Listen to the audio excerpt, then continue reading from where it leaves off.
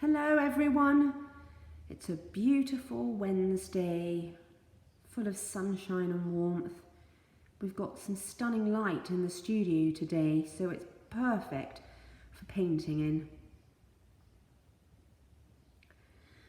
Today, yes, I've been working on two paintings and I'm debating whether to crop this particular one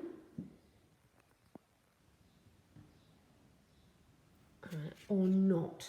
There's all of it. And this is the hardest thing.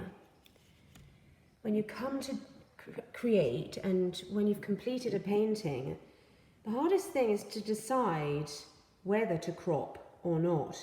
And you might even find two paintings in one, depending on your size.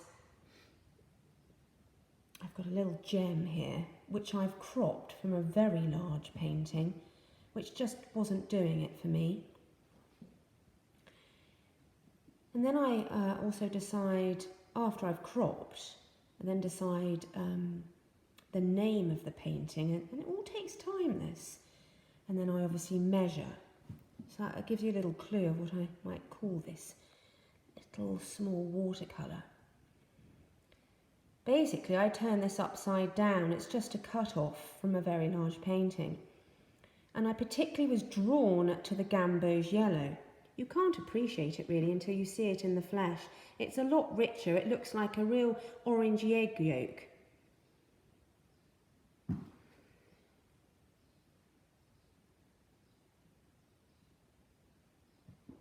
So I'm definitely going to keep it this way up. And I could turn it up this way just to have a look again. But no, for me, yes, it's got to be this way up. There. So it doesn't matter how small you crop, it's just very important that your eye is drawn to something that is interesting, even if it's abstract, even if it's this blur of colour.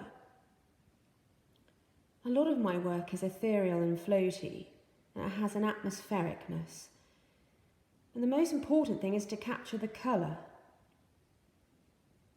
So I'm going to keep this painting just as it is. And I'm just going to show you what it looks like with a mount. There you go. Right, with the mount, voila.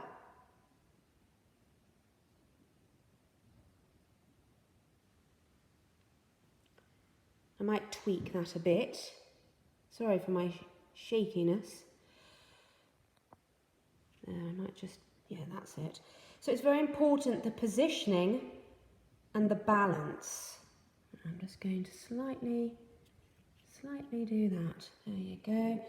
Okay, so when you come to, if you're an art collector and you buy an original watercolour and it's unframed, it's incredibly important to spend time really thinking about the size of the mount, the size of the frame.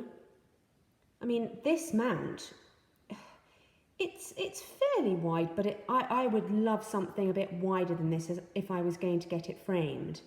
And then I'd have maybe a narrow frame instead. Yes, I think that would work.